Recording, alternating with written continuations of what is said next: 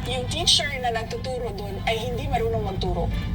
At yung teacher na marunong magturo, walang kwenta yung kanyang curriculum, yung tinuturo niya sa bata.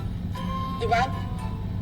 Tapos nandun tayo sa semento na at bakal ng classroom na ito.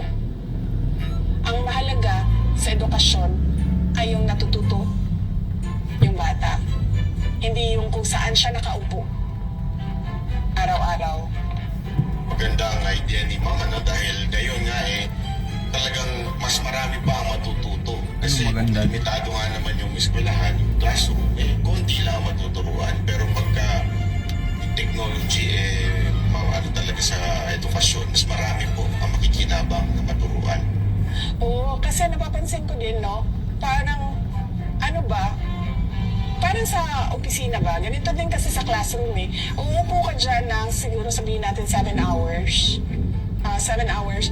Hindi na natin titingnan or bibilangin kung ano ba yung ilang hours ba yung meron kang natutunan dyan at ilang hours yung wala kang natutunan. Ganyan din sa trabaho, di ba? Papasok ka ng 8 hours. Hindi naman tinitingnan eh kung ano ang na-accomplish mo dun sa 8 hours mo. Merong iba dyan, tapos na yung trabaho nila in 2 hours eh. Merong iba dyan, pumasok ng 8 hours, walang nagawang trabaho. So, huwag tayo doon sa bakal at semento. Doon tayo sa paraan kung paano matuto yung bata.